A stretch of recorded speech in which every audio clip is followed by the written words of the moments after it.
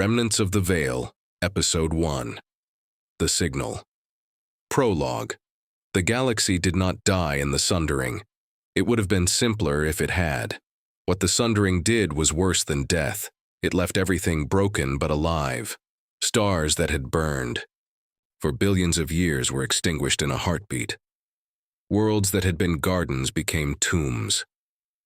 The hyperlane network, the vast web of compressed space-time corridors that the Aelith had built to stitch the galaxy together, was torn. Apart, and with it every connection between every civilization the Aelith had touched. In a single moment, the galaxy went from a single, unimaginable whole to a million isolated fragments. That was 12,000 years ago. In the millennia since, life has clawed its way back. Not all of it, not evenly. Some species rose from the wreckage with nothing but their own biology and their own stubbornness. Others found Aelith ruins and learned from them, building new civilizations on foundations they did not fully understand. A few, a precious, terrifying few, were old enough to remember what came before and chose to say nothing about it. The surviving hyperlanes reopened slowly, one by one, over centuries. And as they did, the scattered peoples of the galaxy began to find each other. Sometimes this meant trade, sometimes diplomacy, often war. The galaxy filled with voices again, arguing, praying, threatening, bargaining, singing in frequencies that other species could not hear. But beneath it all there was a silence, a vast, patient emptiness where the Aelith had been. They had ruled everything. They had wielded a power that unified arcana and technology, two forces that, for every civilization since, have been fundamentally incompatible. Veil stream energy disrupts complex electronics. Technological shielding dampens the veil stream. No one has ever solved this. The Aelith did. And then they were gone. And no one knew why. It was the question that haunted the Velithari in their crystal towers. The question that drove the Drakaur to build war fleets that could darken the skies of worlds. The question that the Verdanthys pondered in the slow, deep language of root and ring over centuries of silent thought. The question that the Qhorvaan harmonic hummed beneath every other thought, a bass note so constant it had become indistinguishable from the harmonic itself. The question that the Thal'Seri monetized and the humans tried not to think about. Were the Aelith coming back? 12,000 years is a long time to wait for an answer, long enough for civilizations to rise, flourish, stagnate, and collapse, long enough for wars to be fought and forgotten and fought again over the same patches of scarred space, long enough for the question itself to fade from urgency into mythology, from mythology into metaphor, from metaphor into the kind of thing that scholars debated and soldiers ignored and children asked about at bedtime before being told to go to sleep. Ruins remained. That was the thing no one could ignore. The Aelith structures dotted every sector of the galaxy, from the whispering monoliths, black stone pillars that hummed with unease and whispered in languages no living being could parse, to vast, orbital constructs that hung above dead worlds like monuments to a grief no one remembered. Their artifacts reshaped anyone brave or foolish enough to touch them. Their hyperlanes still carried the traffic of civilizations that owed their existence to roads they had not built. The Aelith were gone, but the galaxy was still living in their house. For 12,000 years, the answer was silence. And then it wasn't. 1. Bastion. Calloway heard it first, not because she was special, not because she was chosen or destined or any of the things the stories would later say about her. She heard it because she was the only signals analyst on Bastions. Relay Station 9 who hadn't gone to the bar after shift, and because she'd been running a routine sweep of dead frequencies, the ones nobody listened to because nothing ever came through. She was 26. She was tired. She was 3 months behind on her station lease and considering not for the first time whether she should have taken her mother's advice and apprenticed with the Thal'Seri trading guild that came through. Bastion every quarter cycle. At least they paid on time. At least they had real coffee. Bastion was not the kind of place where history happened. It was a mining station built inside a hollowed-out asteroid, orbiting a star so unremarkable that no one had bothered to give it a proper name, just a catalog number that even the locals ignored. Everyone called the star the Lamp, because that was what it was, a dim, reliable light in an unremarkable patch of sky. Humans had moved into the asteroid 3,000 years ago because it was cheap and defensible, and no other species wanted it. They'd stayed because humans always stayed. It was their worst and best quality, the absolute refusal to leave anywhere they'd been, no matter how miserable. Bastion had grown the way all human settlements grew, organically, chaotically, with no central plan and an almost aggressive indifference to aesthetics. Decks were added when space ran out. Corridors were extended when people needed to get somewhere new. The original mining tunnels had been converted into marketplaces, residences, hydroponic farms, and, on Deck 6, a surprisingly good noodle shop that Ren could not currently afford. 3 Dart-class frigates and a single aging Ironside-class cruiser comprised Bastion's entire defensive fleet. It was not a military installation. It was not a seat of power. It was a place where people lived because they had nowhere better to go. And the fact that the most important discovery in 12,000 years was about to be made here was the kind of cosmic irony that humans had learned to expect from a universe that seemed to enjoy embarrassing the powerful. No one knew where humans had come from. That was the great mystery of the species, or the great joke, depending on who you asked. They had no homeworld in the remnants of the Veil, no origin story. They had simply appeared in the record roughly 3,000 years after the Sundering, already scattered across dozens of worlds, with no memory of how they got there and no particular interest in finding out. Humans themselves mostly shrugged when asked. They were too busy surviving. The signal appeared on Ren's screen at 03:47 station time, a clean, repeating pulse on a frequency so low it was almost below the threshold of her equipment. She nearly missed it. She nearly deleted it as background noise and went to make another cup of the bitter synthetic caffeine that passed for coffee on Deck 11. She didn't. Something about the pattern stopped her hand. It was too clean, too regular. Cosmic noise was messy. It stuttered and surged and never repeated itself exactly the same way twice. This was precise, mathematical. A heartbeat in the dark. Ren isolated the signal. She ran it through the station's identification database, expecting to match it to a known beacon or a Thal'Seri relay or, at worst, a Drakaur military ping that had wandered off frequency. The database searched for 11 seconds.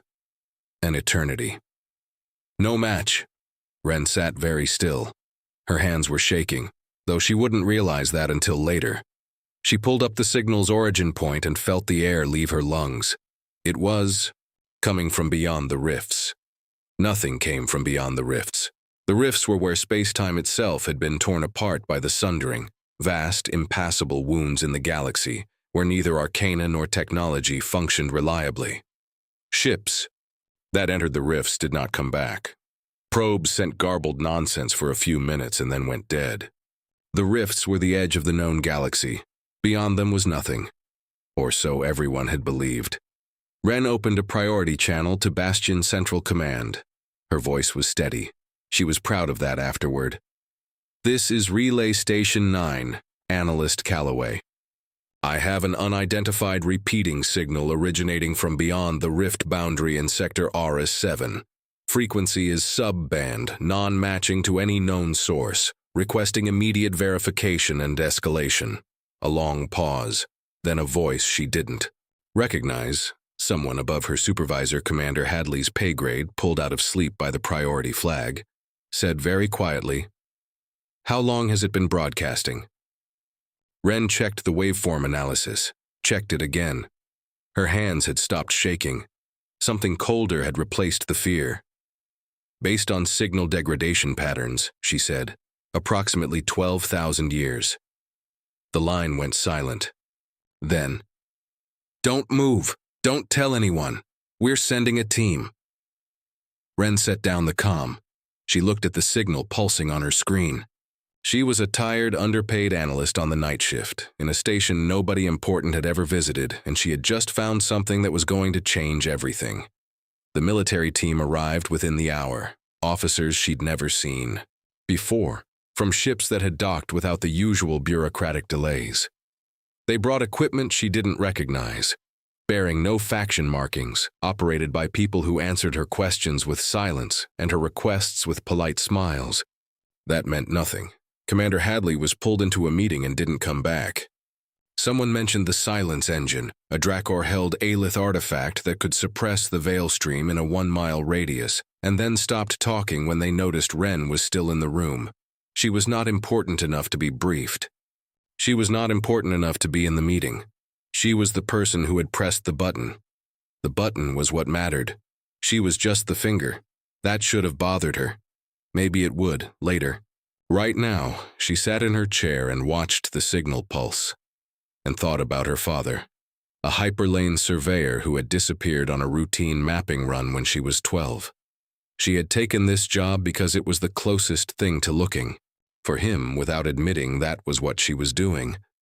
And now she had found something else entirely, something that made one missing surveyor feel very small and very personal in a galaxy that was suddenly very large and very frightened. That was humanity for you, always in the wrong place, always at the right time. 2. Vorkaath. The message reached Overlord Kaelvor within the hour. It should not have. Human communications move through Thal'Seri relay networks, and the Thal'Seri sold everything to everyone. But Kaelvor had built his intelligence, apparatus over 60 years of war and rule, and he had spies in places the Thal'Seri didn't know about, listening on frequencies they didn't monitor. The word Aelith was one of 17 trigger words that bypassed every intermediary and routed directly to his personal command channel. He received it in the Iron Hall. The Iron Hall was the heart of Vorkaath, and Vorkaath was the heart of the Dominion. A fortress world of continent-spanning factories and orbital shipyards where Dreadnought-class capital ships took shape in docks so vast they were visible from the surface. The sky above the capital glowed a permanent, furious orange, and the ground trembled with the rhythm of industry, the percussion of a civilization that built things the way other species breathed. Every surface was functional. Every structure served a purpose. The Drakaur did not build monuments. They built weapons, and the weapons became monuments by surviving. The hall itself was cavernous, carved from bedrock by engineers who believed a seat of power should be as unyielding as the will that occupied it. Its walls were lined with the armor of every overlord who had come before Kaelvor, 47 sets, arranged in chronological order, each one larger and more scarred than the last. Trophies of conquest hung between them, shattered weapons, captured banners, the fused remains of enemy warships compressed into blocks of metal. The air smelled of old iron, the particular smell of history preserved in steel. Kaelvor's own armor hung at the far end of the hall. It had been waiting for him there for 6 years, since the day his body had become too broken to wear it. The Overlord was dying. He had been dying for a decade, and the Dominion knew it. His massive frame, 9 feet of muscle and bone plating, that had once turned aside plasma fire, was betraying him joint by joint. The dense bone plates that covered his shoulders and spine were cracked and brittle. His deep-set eyes, once bright with the fury that had united 5 warring clans under a single banner, were dim. He sat in the Iron Throne, a seat carved from the hull of the first enemy warship he had ever captured. Because standing for more than a few minutes had become an act of will he could no longer always summon. He read the intelligence report twice, and for the first time in 60 years of rule he felt something he did not recognize. It took him a moment to name it. Fear, not of the signal. Kaelvor had fought things that would break lesser beings. He had torn the throat from a Qhorvaan monarch in the Battle of the Shrieking Nebula, an act so savage it earned him the title Unbroken and the terrified respect of every species that heard the story. He did not fear the unknown. He feared the timing. The 5 clans were circling. Clan Thoric had moved 2 fleets of Kaelvor-class battlecruisers to the border of Clan Vesk's territory. Not an act of war, but a statement of readiness. Each Kaelvor carried a full clan battle company of 5,000 warriors and enough firepower to reduce a city to slag from orbit. The Dominion fielded over 2,000 of them. It was the largest standing military in the galaxy, and it was beginning to turn on itself. Clan Drakaur was stockpiling munitions at a rate that exceeded any reasonable defensive need. Clan Raythal had begun recalling its ambassadors from the Thal'Seri vaults, which meant they were preparing to do something they didn't want anyone to see, and Clan Morvac, the smallest, the most cunning, the one Kaelvor had always watched most closely, had gone quiet. Warlord Morvac was small for a Drakaur, only 7 feet, with bone plating polished smooth in a way that unsettled the other clans. It meant he'd either never been hit, or he'd had the damage repaired, and neither option was comforting. In Drakaur politics, quiet was the most dangerous sound of all. If this signal was real, if the Aelith were stirring, it would either unite the Dominion or shatter it. An external threat could bind the clans together the way his failing body no longer could. Or it could trigger a succession war as each clan raced to position itself for whatever came next. And there was the deeper problem. The one Kaelvor did not discuss with his advisors because his advisors understood tactics and logistics and the orbital mechanics of fleet deployment. And this was not a problem of tactics. It was a problem of physics. Arcana and technology were incompatible. This was not a preference. It was a law, as reliable as gravity. Veil stream energy disrupted complex electronics. Technological shielding dampened the veil stream. The Drakaur had built their entire civilization on the technology side of this divide. They had 0 arcana capability, 0 veil weavers, 0 understanding of the metaphysical forces that the Velithari and Qhorvaan wielded as naturally as breathing. In conventional warfare, this was a manageable vulnerability. A Drakaur Thrak-class boarding pod, a dumb, unguided hunk of armored steel, could punch through Velithari wards because there was nothing magical about 200 tons of metal moving at high speed. But the Aelith had unified arcana and technology. They had existed on both sides of the divide simultaneously. If they were returning, the Drakaur's weapons might be firing at something their sensors couldn't detect. Their armor might be shielding against the wrong kind of threat, and their entire doctrine of overwhelming force might be as relevant as throwing stones at a star. Kaelvor looked at his hands. They had broken warship hulls. They had crushed the windpipe of the most feared monarch in Qhorvaan history. Now they trembled when he lifted a data slate. He set down the report. He looked at his armor on the wall, empty and weighting and impossibly heavy. 60 years. 5 clans, 1,000 battles. And it came to this, a signal from the dead, and a body that could no longer answer it. He called for his war council, all 5 clans, immediately. His attendants moved without question. The summons went out on hardened military channels, bypassing the Thal'Seri networks entirely. It would reach all 5 warlords within minutes. They would come, even Thoric, who hated him. Even Morvac, who feared him, even Vesk, who had been his closest ally for 40 years and who was already planning for the day after his death. That was the Drakaur way. You did not mourn the dying. You honored them by being ready to carry what they could no longer hold. The message he sent was 3 words long. In the Drakaur language, brevity was authority. 3 words, transmitted on every military frequency in the Dominion, unencrypted, for every clan to hear simultaneously. The silence breaks. 3. Lythara. The Velithari had known for 3 days. They had not heard the signal through technology. They had no use for technology. They had felt it through the veil. High-resonant Syvelith stood at the apex of the singing tower, the tallest structure on Lythara. A spire of living crystal that rose 11,000 feet above the floating city and hummed with a frequency that only veil weavers could perceive. Below her, the crystal spires of the capital caught the light of 3 moons and scattered it into colors that did not exist in the physical spectrum, colors that had no names in any language but Velithari. She had been standing here for 3 days. She had not eaten, She had not slept. Her luminous skin, normally a pale silver blue, had deepened to a rich violet, a sign of profound veil stream immersion that her attendants watched with growing concern. The last Velithari to reach that depth of attunement had been High Resonant Ithrin 400 years ago. Ithrin had emerged from his communion blind, unable to see the physical world ever again, perceiving reality only through the veil. He had called it a gift. His attendants had called it veil burn. Syvelith did not share their concern. She was listening. The veil stream was never truly silent. It murmured constantly, the background radiation of metaphysical energy, as natural and omnipresent as gravity. Velithari children learned to hear it before they learned to speak. It was the first lullaby, the last prayer.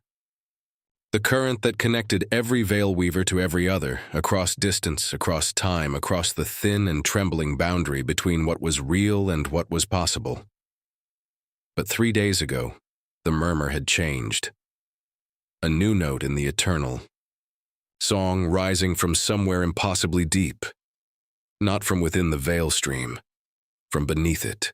From the place where the veil stream itself had its roots, the bedrock of metaphysical reality that the Velithari called the deep current, and did not speak of lightly, because speaking of it was like speaking of the ocean floor while treading water.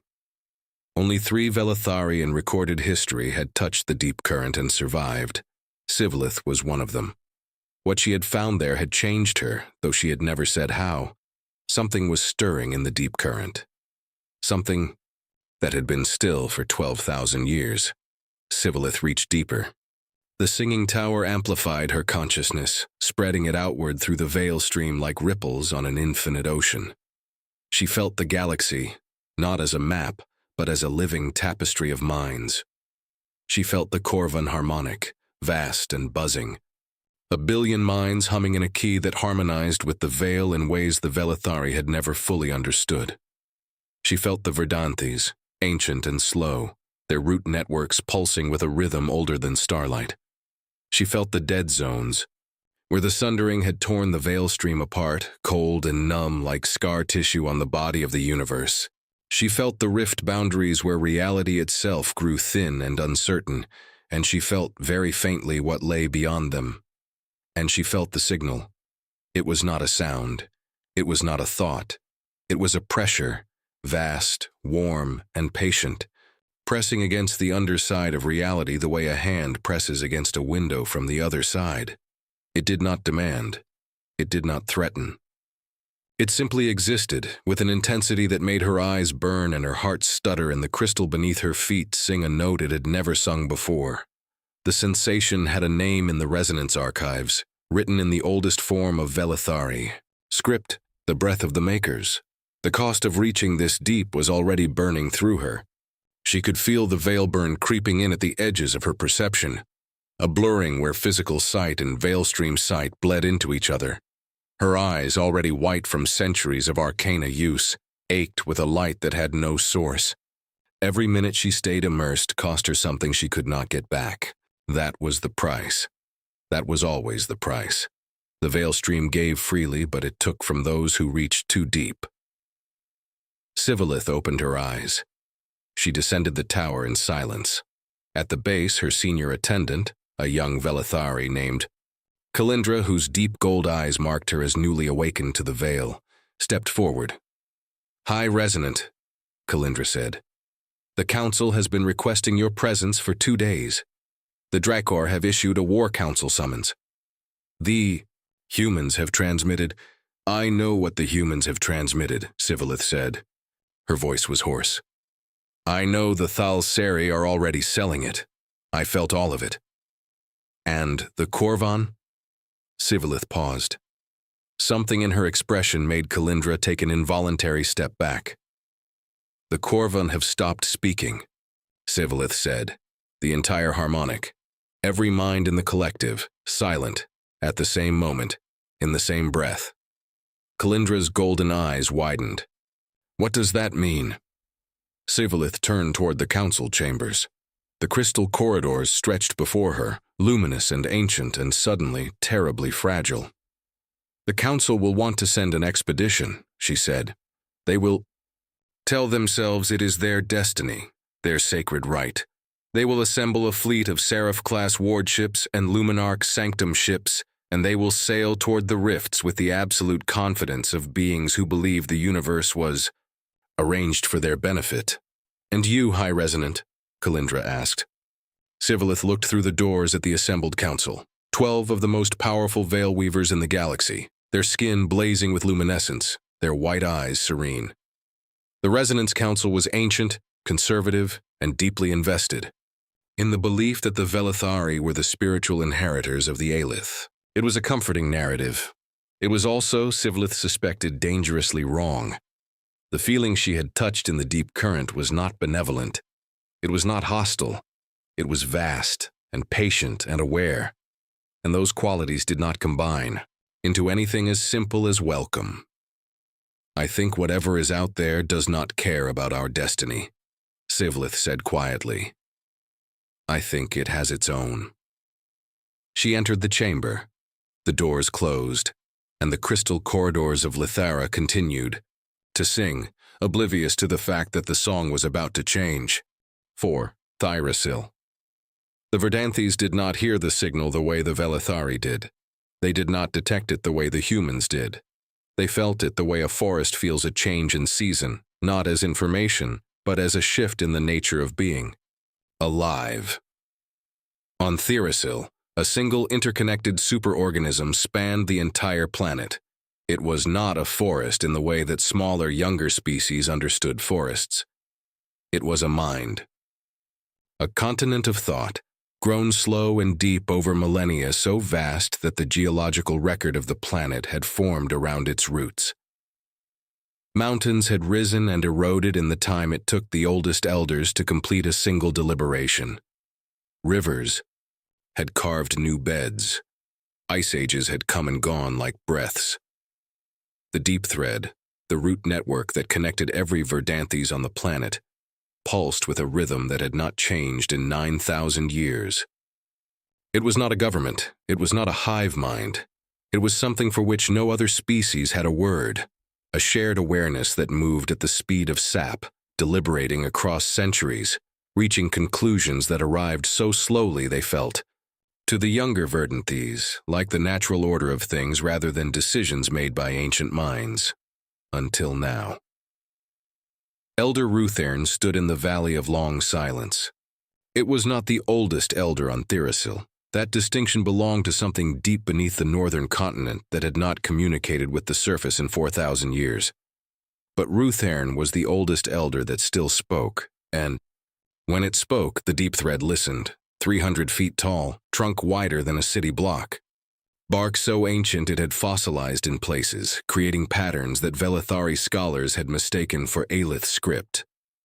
Bioluminescent sap flowed through veins visible from miles away. Around its neck, if a tree could be said to have a neck, a ring of dark metal was embedded in the bark, grown into the elder's body over millennia.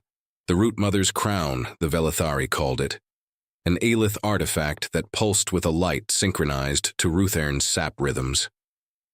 What it did was unknown. The Verdanthys would not allow anyone to examine it. Roothaern had been still for 600 years, and then, 3 days before Calloway's screen lit up on Bastion, it moved. The ground shook. Roots the width of rivers adjusted in soil that had held them for millennia. The bioluminescent sap flared bright white for a single blinding moment. The Root Mother's crown blazed in response, a cold, alien light that bore no resemblance to the amber warmth of Verdanthys biology. Every Verdanthys on Thyrasil felt it. Every sapling, every vine, every root tendril paused. For one full day, the ever-growing was still. A planet-sized organism held its breath. Through the deep thread, something emanated from Roothaern. Not words, an impression. A memory encoded not in wood or sap, but in something deeper. The cellular memory of a species that had been alive when the Aelith still walked among the stars. Roothaern was remembering, reaching back through its own rings, century by century, to a ring laid down 12,043 years ago. a ring darker than the ones around it, scarred with a pattern that was not growth but damage, the cellular memory of a moment so violent it had been branded into the very structure of the Elder's wood. The memory was a sensation, every root in the galaxy screaming at once. Then silence. Then a voice in the silence that said something Roothaern had spent 9,000 years trying to forget. The voice had said goodbye, and now, 12,000 years later, something that sounded very much like the same voice was saying hello. Roothaern spoke aloud. The vibrations were so deep they registered on seismographs 3 continents away, a language that predated the Sundering. No one could translate it. After Roothaern spoke, the ever-growing resumed, faster. The rate of growth on Thyrasil tripled in a single day. Spore pods that should have taken decades to mature were ready within hours. World seed colony pods and smaller Thorncraft defensive pods alike, growing in the upper canopy like fruit on a tree preparing for a season it alone could sense. On 17 worlds claimed by other factions, dormant Verdanthys drift spores began to germinate simultaneously. The Drakaur burned them. Roothaern did not share its memory with the deep thread. Some things were too heavy for young wood to bear. Instead, it grew. Deeper. Further. Reaching for something far below the soil, in the place where roots and reality intertwined. The root mother's crown pulsed steadily at its neck, synchronized now not just with Roothaern's sap rhythms but with something deeper.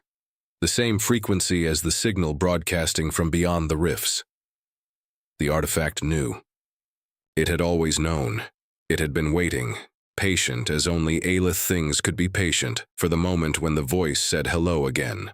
The younger Verdanthys felt the acceleration of growth and responded instinctively, the way a body responds, to adrenaline. Roots pushed deeper, canopies spread wider. The Thorncraft defensive pods grew thorns the size of buildings. The world seed colony pods matured in their cradles, continent-sized biological structures ready to launch toward whatever the future demanded. The Verdanthys did not know why they were preparing. They did not need to know. The deep thread carried. Roothaern's urgency the way soil carries water, silently, inevitably, nourishing everything it touched. On 17 worlds claimed by other factions, dormant drift spores germinated. The Drakaur burned them. The Velithari studied them. The humans filed complaints through diplomatic channels that no one read. The Verdanthys offered no explanation. They never did. They simply grew. Preparing. 5. The Thrumming Dark. The Qhorvaan went silent before the signal was detected by anyone else. 3 hours before Calloway's screen lit up on Bastion. 2 days before the Velithari felt the shift. In a moment so precise it would later be used to calculate the exact instant the signal activated. 10 billion Qhorvaan minds stopped. Not died. Stopped. Like a heartbeat between beats. To understand what this meant, you had to understand the harmonic. For most species, consciousness was a solitary experience. You were born alone in your own skull and died alone in it. And everything in between was an imperfect attempt to bridge the gap. Language, art, war, love. All of it was communication across an unbridgeable divide. The Qhorvaan had no divide. The harmonic was not a tool for communication. It was communication made permanent, a state of being in which every mind was available to every other mind, always, through the veil stream itself. The harmonic was arcana made biological, woven into the Qhorvaan at a cellular level. They did not cast spells, they breathed magic. Vreth Mora was a worker. Small, 3 feet of dark green chitin and multifaceted eyes that saw in 11 spectra. She had been carving a tunnel on Vreth coal when it happened. Her mandibles were wet with mineral paste. Her 4 hind limbs were braced against the tunnel wall. She was thinking, as she always was, in 2 registers simultaneously, her own small, private thoughts, the particular angle of the tunnel, the density of the rock, her preference for carving in a spiral pattern that was slightly different from every other worker's, and the vast warm presence of the harmonic. She could feel the Monarch 3 systems away, its consciousness a deep resonant drum around which 1 billion smaller rhythms organized themselves. She could feel the fleet in the outer nebulae, chitin cruisers with their layered bioarmor, swarm carriers spawning skitter drones in vast clouds, spore mines drifting in the dark like sleeping sentinels. She could feel the spores between stars, each carrying a seed of the harmonic. She could feel for brief, vertiginous instants the shape of everything the collective knew. She was never alone. No Qhorvaan was ever alone. That was the gift. And then, in a single instant, the harmonic changed. It did not go silent. That was the terrifying part. Silence would have been comprehensible. A disruption, something that could be repaired. This was different. The harmonic was still there. Every mind was still connected. But something else had entered the network. Something vast and old and utterly, incomprehensibly familiar, as though a voice she had known her entire life but never actually heard had suddenly spoken. Vrethmora's mandibles stopped moving, her body locked. Across every world in the thrumming dark, every Qhorvaan did the same. Workers mid-task, soldiers mid-patrol, monarchs mid-thought. 10 billion minds, frozen because the thing that had entered the harmonic was so large that processing it required everything. It was not a message. It was a feeling, the psychic equivalent of a hand placed gently on the surface of a pond. I am still here. 6 days. For 6 days, the collective was still. Chitin cruisers drifted on dead trajectories. Swarm carriers stopped spawning skitter drones. Monarch thrones, the vast capital bioships built around each monarch's neural node, went dark in their nebulae. The Velithari sent cautious inquiries. The Drakaur moved Vorkaath-class light cruisers to the border because the Drakaur moved warships to everything. The Thal'Seri sent spies, though they knew from long experience that the Qhorvaan were one of 2 civilizations in the galaxy their leverage could not touch. You could not threaten a species that did not use money. You could not negotiate with a hive mind. The Thal'Seri gave the collective a wide berth, and this moment reminded them why. On the 7th day, the harmonic resumed. Vrethmora's mandibles began to move again. The tunnel needed carving, but something had changed. In the deepest registers of the harmonic, a new thread had appeared. Older than the harmonic itself, woven into the veil stream at a depth the Qhorvaan had never been able to reach, the deep current, the bedrock beneath the veil, the place the Velithari feared and the Verdanthys might be rooted in. The monarchs recognized it. They had always known it was there, the way a fish knows the ocean. They did not share this with the other factions, but the Severed noticed. On a barren moon called Syvelith at the edge of collective space, Qhorvaan watched from the observation dome as every Qhorvaan ship in sensor range simply stopped, dead in space for 6 days. Qhorvaan was severed, disconnected from the harmonic. Her chitin faded from deep green to pale ash gray, her antennae stunted. She could not hear the harmonic, but she felt something. A vibration in her chitin in the vestigial neural pathways where the connection had once lived. Not a voice, a tremor, like the aftershock of a sound too large to hear. She did not know what it meant. But she knew, with the instinct of someone who had learned to survive without the safety net of 10 billion minds, that the galaxy was about to change. And the Severed, who belonged to no faction and answered to no monarch, would need to be ready. There were only a few hundred of them on Syvelith, workers and soldiers who had, for reasons no one fully understood, simply stopped hearing the harmonic one day. Most had gone mad. The transition from 10 billion minds to 1 was not a narrowing. It was an amputation. Imagine hearing every voice in the world, feeling every presence, knowing you are never alone. And then, in a single instant, silence. Most Severed did not survive their first year. Qhorvaan had survived. 3. She had built something no Qhorvaan in the history of the collective had ever built. A community of individuals in a species that had no concept of individuality. It was lonely. It was terrifying. It was, she had decided, worth it. Her chitin had faded from the collective's deep green to a pale ashen gray. Her antennae were stunted. She moved differently from collective Qhorvaan, hesitantly, individually, making decisions one at a time instead of flowing with the coordinated certainty of the harmonic. But the severed had one advantage that no one, not the monarchs, not the other factions, not even the severed themselves, had considered important until now. When the harmonic froze, the severed were the only Qhorvaan still moving.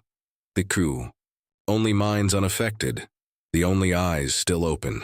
Whatever had entered the harmonic and stopped 10 billion minds in their tracks had not touched the severed. And Qhorvaan, standing in her observation dome, watching the collective's ships hang dead in space for 6 days, understood before anyone else what that meant.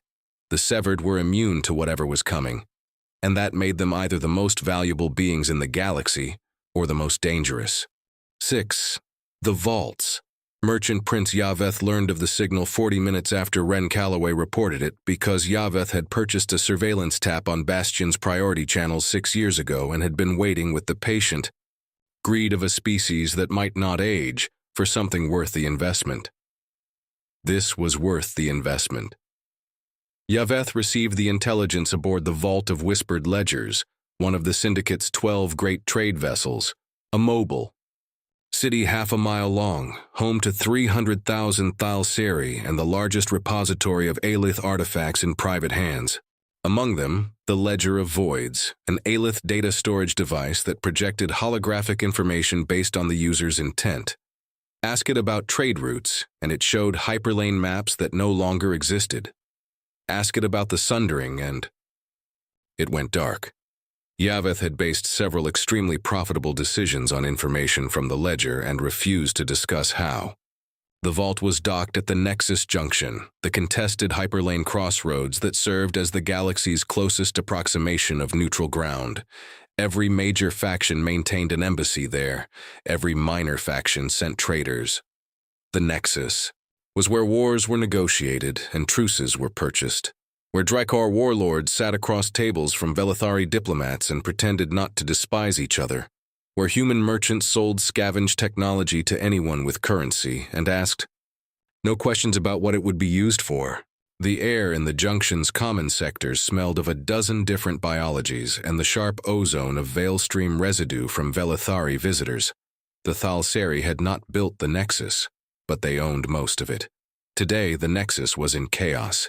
The signal data, transmitted openly by the humans, sold simultaneously by the Thal'Seri to everyone who hadn't received it yet, had turned the Junction's diplomatic quarter into a hive of encrypted communications, emergency sessions, and the particular controlled panic of beings who understood that the rules they had spent their careers learning might be about to change.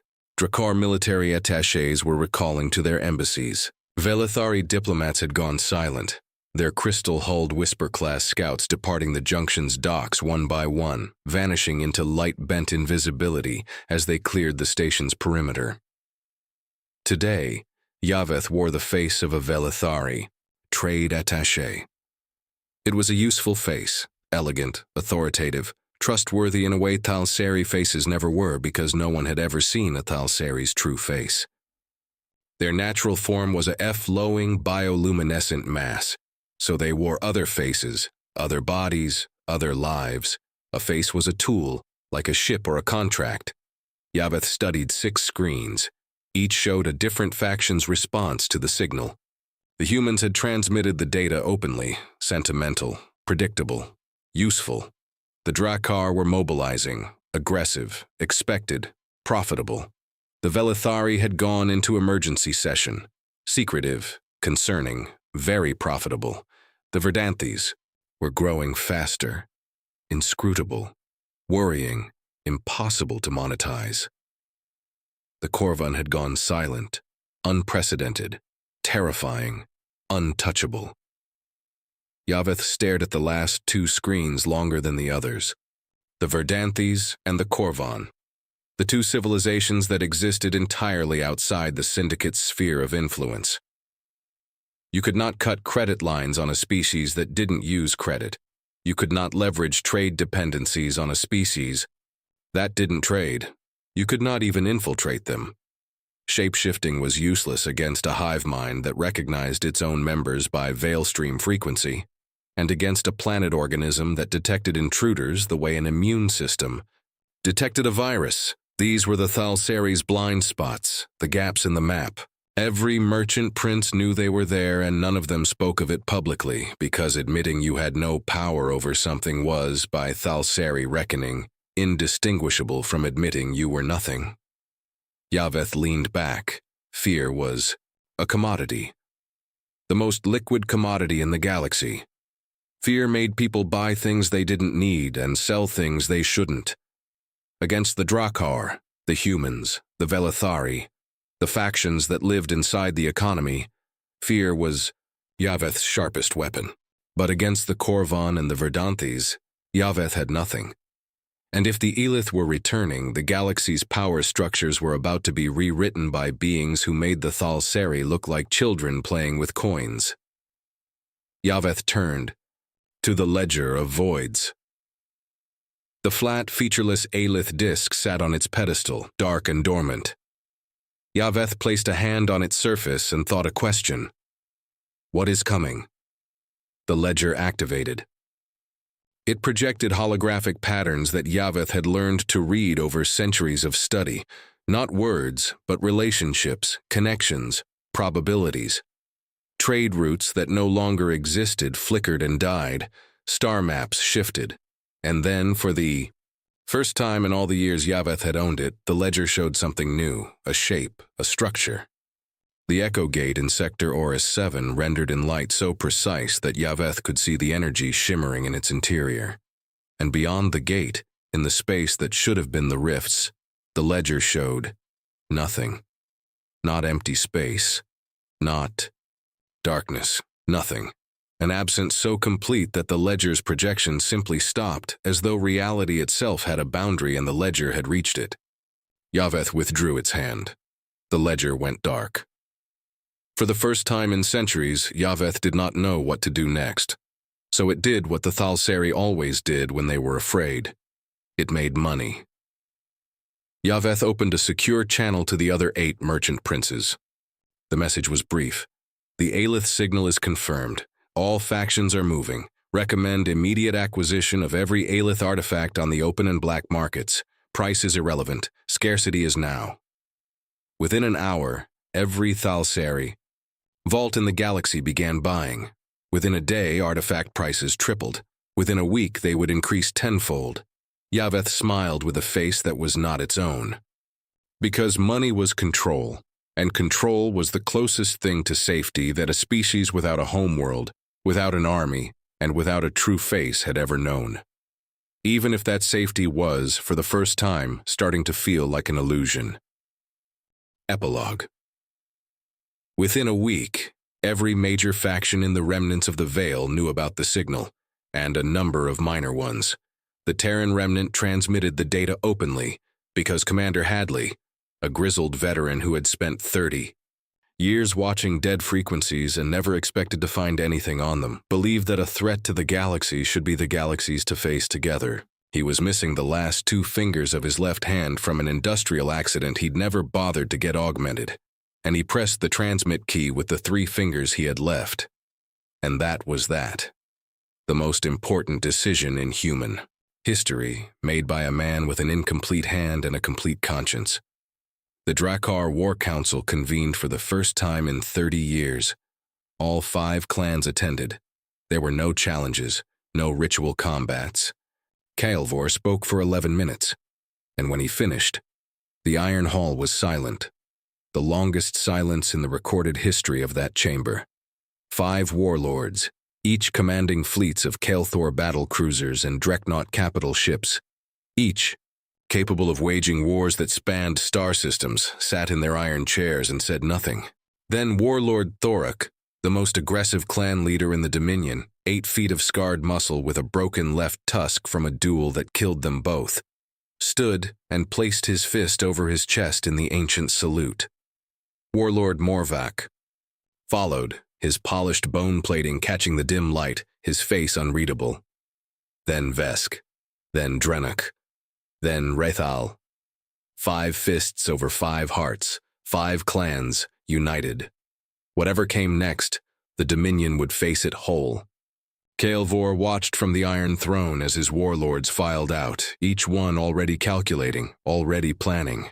Thorek was probably drafting fleet deployments before he reached the corridor. Morvac was probably 3 steps ahead of Thorek, and would never admit it. That was good.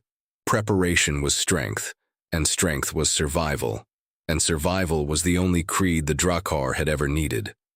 But Kaelvor had lived long enough to know what his warlords did not. Not every threat could be met with warfleets. The Aelith had built the hyperlanes, they had shaped worlds. They had unified arcana and technology in ways that made the Drakaur's silence engine, their most prized artifact, a device that could suppress the veil stream in a 1-mile radius, look like a candle held up against the sun. If the Aelith were returning, 60,000 warships might not be enough. 60 million might not be enough. He kept this thought to himself. The Drakaur needed their overlord to be strong.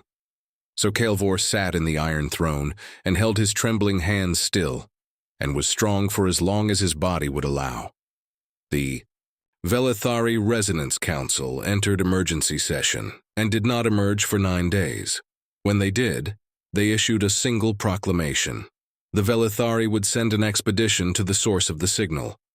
A fleet of Seraph-class wardships, escorted by 2 Luminarch-class Sanctum ships, living crystal cathedrals centuries old, each one a veil stream amplifier of staggering power.